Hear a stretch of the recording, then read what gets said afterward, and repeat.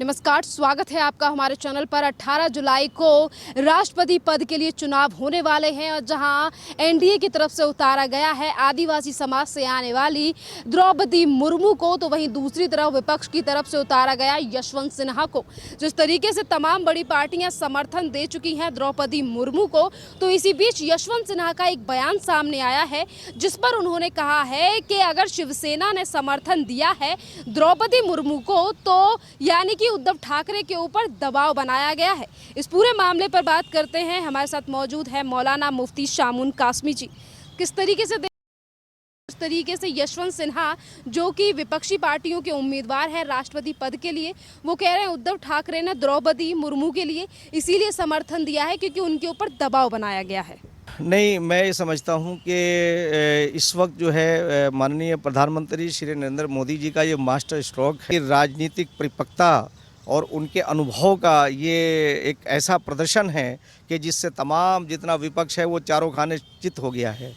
और माननीय प्रधानमंत्री श्री नरेंद्र मोदी जी ने यानी जो सबका साथ, सबका विकास और सबके विश्वास पर उन्होंने जो कार्य उन्होंने शुरू किया है, उसका आज नतीजा ये सामने आया है कि उन्होंने एक ऐसे समाज की उस महिला को, यानी जो बिल्कुल आखिरी पंक्ति की जो महिला है, जिसे गांधी जी ने भी कहा था कि उस आखिरी पंक्ति के इंसान के लिए हम क्या कर सकते हैं, और तो उसी लिए उनका इंतखाब करके राष्ट्रपति के लिए नरेंद्र मोदी जी ने एक ऐसा शक्ति में डाल दिया है तमाम विपक्ष को कि वो ये सोचने में मजबूर हैं कि आखिर हम उनका समर्थन नहीं करते हैं तो वो जो वो कहते आए हैं कि हम गरीबों के हमदर्द हैं, हम SC ST के आदिवासियों के हम की भलाई के लिए काम कर रहे हैं, तो ये उनका कथन स्वयं में झूठा हो जाता है। तो वो उसे सच करने के लिए उनकी मजबूरी हो गई है कि वो उन्हें आके समर्थन दे रहे हैं।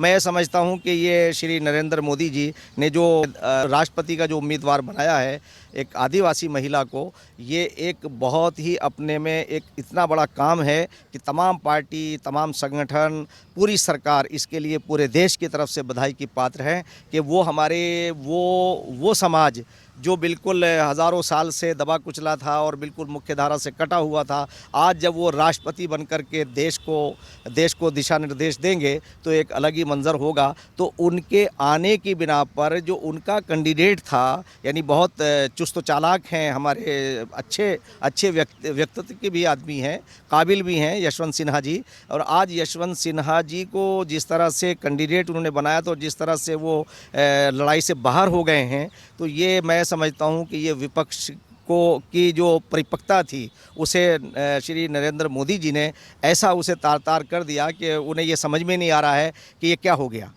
ये भी बात है ना कि यशवंत सिन्हा कह रहे हैं कि शिवसेना के ऊपर दबाव बनाया है बीजेपी ने समर्थन करने के लिए। वहीं उद्धव ठाकरे का बयान सामने आया, उन्होंने कहा कि हमारे जो सांसद हैं उन्होंने कहा है इसीलिए हम समर्थन दे रहे हैं द्रौपदी मुर्मू को। नहीं, देखिए, मैं ये बात इसलिए कह रहा हूँ कि उद्धव ठाकरे जी की बात नहीं है, यहाँ तो नवीन जी भी हैं जो हमारे उड़ीसा के नवीन पटनायक जी हैं जो उड़ीसा के मुख्यमंत्री हैं, यहाँ जो है वो उत्तर प्रदेश के जो और अन्य दल हैं उसमें जो छोटे छोटे दल हैं उनकी भी बात है, झारखंड का मुक्ति मोर्चा है, तो ये सारे लोग जो है इसमें खाली आप उद्धव ठाकरे के लिए कहें कि उन्होंने दबाव बनाया है, ऐसा नहीं है। कोई दबाव नहीं, अपने अपने फ्यूचर की, अपने अपने भविष्य की वजह से, इसलिए कि जो वोटों की तादाद है वो तो गरीबों की है यहाँ, यानी सबसे ज़्यादा वोट तो SC ST और OBC के ही हैं, दबे कुचले लोग ही हैं, कि अगर उन्हें वोट चाहिए, सरकार बनानी है तो उन्हें समर्थन उन्हें देना ही पड़ेगा। तो इसलिए ये मैं कहता हूँ कि इसमें जो है ये हमारे राष्ट्र के लिए बड़े गौरव की बात है कि हमारे देश का प्रधानमंत्री, हमारे देश का राष्ट्रपति, मौजूदा राष्ट्रपति, ये सब नीचे के समाज से निकल कर के आए हैं और यही इस लोकतंत्र की खूबसूरती है। और मैं तो इसमें एक बात ये जोड़ना चाहूँगा कि ये लोग जितना विपक्ष है उन्हें अपना आत्मचिंतन करना पड़ेगा। मैं आज एक बहुत बड़ी बात कह रहा हूँ कि ईश्वरीय वरदान, और मैं ये श्री नरेंद्र मोदी जी तक पहुंचाना चाहता हूं ये बात कि आप घबराएं नहीं, आपके साथ ईश्वरीय वरदान यूं है कि मैंने अभी एक कुरान में मैंने पढ़ा और उसे मैंने सार्वजनिक भी किया है। हमारा ईश्वर कह रहा है, ईश्वर जो है, ईश्वर अल्लाह खुदा इस सृष्टि का रचयिता एक ही है और हम सबको ये बात माननी पड़ेगी। उसी सर्वशक्तिमान के ज़रिए से पूरा ब्रह्मांड चल रहा है। उन्होंने कुरान में एक आयत है, उसमें कहा वनुरीदु अन्ना मुन्ना अल्लज़ीना स्तुज़ीफ़ू फ़िल अर्ज़ अइम्मतुम व नजअलहुम वला नजअलहुमुल वारिसीन। हम चाहते हैं जिन्हें ज़मीनों के अंदर दबाया और कुचला गया है, हम उन्हें ज़मीनों का उन्हें हम हुकूमत दें, और हुकूमत ही नहीं, हम उन्हें ज़मीनों का भी वारिस बना देंगे। तो मैं आपको बता रहा हूँ कि क्योंकि मैं यानी वेद की एजुकेशन, कुरान की एजुकेशन, ये तो बड़ी जहालत की बात है कि देश जो है धर्मों के नाम पर हम यहाँ लड़ रहे हैं। अभी धर्मों का अध्ययन तो करके देखिए, हमारी सभ्यता जो है वो एक ही निकल करके आएगी, हमारे दूध और खून के रिश्ते जो हैं वो प्रबल होंगे और हम एक आध्यात्मिकता के शिखर पर हमेशा रहे हैं। सारी दुनिया में जितने धर्म पाए जाते हैं उतने हिंदुस्तान में पाए जाते हैं। आज अगर हमें पूरी दुनिया में अगर अमन व अमान की, भाईचारे की और जुल्म से लड़ने की अगर कोई सीख देता है तो वो सिर्फ भारत देता है। और मैं समझता हूँ कि भारत उस तरफ चल दिया है कि छोटे जो लोग हैं, जैसे आपने अभी नाम लिया कुछ नेताओं का, उनसे जुड़े हुए लोगों का, मैं उनसे कहना चाहता हूँ कि अब आपके दिन लद गए हैं। अब गरीबों का दौर है ये, और मैं इसलिए गरीबों के दौर को इसलिए कह रहा हूँ कि आज का प्रधानमंत्री अगर आप देखेंगे ना, तो वो उनके ख़ानदान का ताल्लुक भी किसी राजघराने से नहीं रहा है, कभी किसी ऐसे ना ज़मींदारों से रहा ना नवाबों से रहा है। वो तो बिल्कुल एक साधारण घर से निकल कर के आए हैं। जब वो अपनी माता श्री के पास जाकर के आशीर्वाद लेते हैं तो उसी से देखने के बाद उनका कल्चर सामने आ जाता है कि बिल्कुल साधारण घर से निकल कर के आए हैं। उन्हें ईश्वरीय वरदान है, और ईश्वरीय वरदान उस वक्त तक है, ईश्वर चाहता है कि मेरे कमज़ोर बंदे ऊपर आएँ। तो इसलिए आज जो बग़ैर भेदभाव के 80 करोड़ लोगों को जो खाद्य सामग्री प्रधानमंत्री ने दी है, ये उसी का हिस्सा है। अगर वो भी राजघरानों से ताल्लुक़ रखते होते तो उन्हें भी दुख दर्द महसूस नहीं होता। तो एक आम आदमी के दुख दर्द को श्री नरेंद्र मोदी हमारे प्रधानमंत्री जानते हैं और उस पर वो आगे बढ़ रहे हैं। अगर हम बात करें राष्ट्रपति पद की उम्मीदवार एनडीए की तरफ से द्रौपदी मुर्मू को लेकर, आज उसको लेकर टीएमसी के नेताओं की बौखलाहट सामने आ रही है। बात हम यशवंत सिन्हा की करें या तमाम और नेताओं की करें, पर यहीं पर अगर हम देश की जनता की बात करें तो वो काफ़ी ज़्यादा खुश है जिस तरीके से एनडीए की तरफ से उम्मीदवार बनाया गया है द्रौपदी मुर्मू को। इसी बीच कांग्रेस के नेता अजय कुमार हो या पवन बंसल, वो भूमिका को लेकर क्यों सवाल उठा रहे हैं द्रौपदी मुर्मू को? कांग्रेस को क्या परेशानी है? नहीं, यही तो विडंबना है। कांग्रेस को परेशानी ये है कि एक आदिवासी महिला कैसे राष्ट्रपति के गद्दी पे बैठेगी, और अगर कोई बात होगी तो इन्हें भी हाथ जाकर के हाथ जोड़ना पड़ेगा, इन्हें भी उनकी रेस्पेक्ट करनी पड़ेगी, और ये चीज़ इनके लिए बहुत परेशानी का बाइस है। यही तो इनका कल्चर था।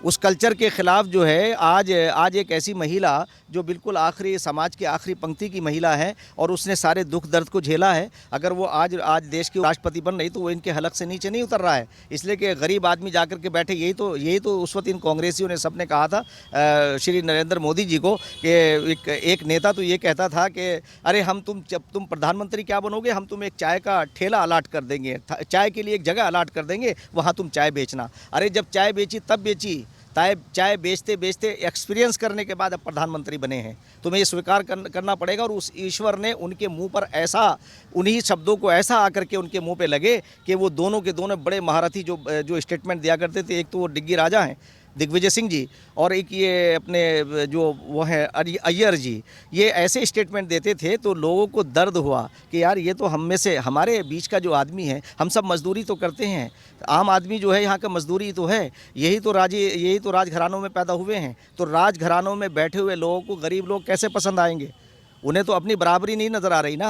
अब आज वो उनके ऊपर जा कर के बैठेंगे, उन्हीं से दिशा निर्देश लेंगे, कोई बात होगी तो उन्हीं के पास जाके हाथ जोड़ करके जाएंगे। तो मेरा ये बड़ी परेशानी की बात है कि द्रौपदी मुर्मू को लगातार पार्टियां समर्थन दे रही हैं। वहीं यशवंत सिन्हा का कहना है कि अगर मैं राष्ट्रपति बना तो सीए और एनआरसी लागू नहीं होने दूंगा, ये थोपा जा रहा है। नहीं, मैं यशवंत सिन्हा जी, आपको मैं कहना चाहता हूँ, आप बड़े सम्मानीय आदमी है, मैं आपकी बड़ी इज्जत करता हूँ, मगर आपका ये इस वक्त ये पैतरा आपके काम नहीं आएगा। बल्कि आपको ये चाहिए कि आप एक अच्छे व्यक्ति हैं कि राजनीति में कोई दुश्मनी और दोस्ती नहीं होती। आपको तो जो है वो द्रौपदी मुर्मू के लिए आपको सरेंडर करना चाहिए, और आपको ये एग्जाम्पल सेट करना चाहिए कि मैं एक आदिवासी महिला के लिए। सीए एनआरसी को लेकर इतना बवाल क्यों मचाना चाहते हैं? सीए एनआरसी का तो इनका ये ख़त्म हो गया। आपको बताएं कि जिस तरह से इन्होंने उस वक्त विशेषकर मुस्लिम समाज को इन्होंने जो भ्रमित किया था, वो सारा भ्रम इनका निकल चुका है। अब वो सीए एनआरसी का नाम लेकर के या उसके ऊपर ये रोटी ज़्यादा दिन तक नहीं सेक सकते। इसलिए कि सीए एनआरसी में मैं आपको बता दूं कि सीए वो एक ऐसा कानून है कि आप देखिए तो सही हमारी सभ्यता के लोग, तो आप किसी मुस्लिम कंट्री में जाइए, आपको वहाँ की नेशनलिटी नहीं मिलेगी। आप अरब में जाइए, आप बहरीन में जाइए, दुबई में जाइए, आपको लॉन्ग वीज़ा तो मिल जाएगा, लॉन्ग टर्म वीज़ा मिल जाएगा आपको, मगर आपको नेशनलिटी नहीं मिलेगी। आप जाइए, कितने बड़ा यहाँ का शेखुल हदीस हो, यहाँ का कितना बड़ा मुसलमान हो, ज़रा वो नेशनलिटी लेके दिखाए। और हमारा देश वो है कि अगर वहाँ से प्रताड़ित किए हुए लोग जो बांग्लादेश में या पाकिस्तान में प्रताड़ित हैं, उन्हें परेशान किया गया, या वहाँ हमारे सिख भाई हैं, वो हमारा हिस्सा है। वसुधैव कुटुम्बकम की बात करने वाला देश ये साबित कर रहा है कि हम जिन्हें निकाला जा रहा है, हम उन्हें अपने यहाँ शहरियत देंगे, नागरिकता देंगे। इसमें क्या परेशानी है? इस मुसलमान को क्या दिक्कत है इसमें? और एनआरसी की बात भी आ गई कि जब हम यहाँ के नागरिक हैं, हम यहाँ पैदा हुए हैं, हमारा कानून ये है, तो कौन हमें यहाँ से निकाल रहा है?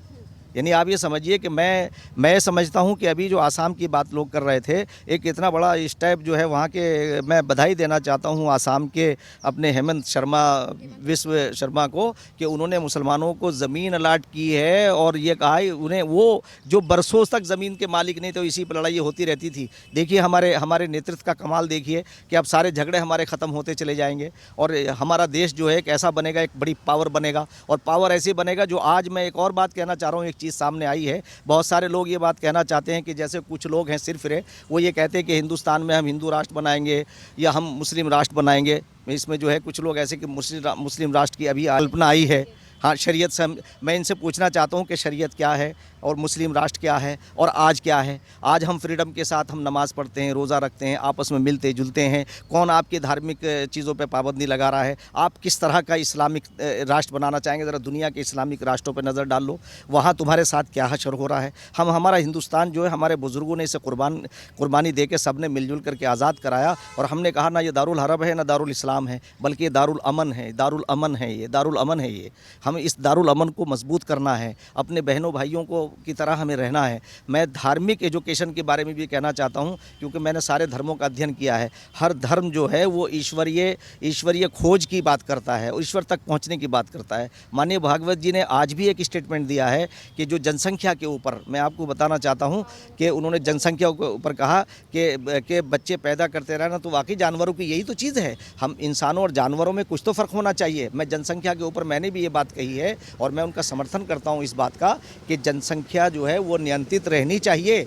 और हम तो ये कहते हैं कि क्वांटिटी नहीं, क्वालिटी पर ध्यान देना चाहिए। जितना समाज जो है, जितना हमारी फैमिली जो है वो शॉर्ट होगी, उतना हम अपनी फैमिली को ज़्यादा डेवलप कर सकते हैं। और इसमें मैंने तो ये कहा है, जहाँ इस्लामिक रूह से बहुत सारे लोग ये बात कहते हैं, मैंने ये कहा कि फैमिली प्लानिंग के लिए, ख़ानदानी मनसूबाबंदी के लिए, जनसंख्या नियंत्रण के लिए ऑपरेशन कराना ज़रूरी नहीं है। बगैर ऑपरेशन के भी कंट्रोल किया जा सकता है। बर्थ कंट्रोल जो है बगैर ऑपरेशन की भी हो सकता है। और उसका कारण ये है, एक लॉजिकल कारण है कि जितनी बार महिला बच्चा देती है, उतनी बार उसे नई ज़िंदगी मिलती है।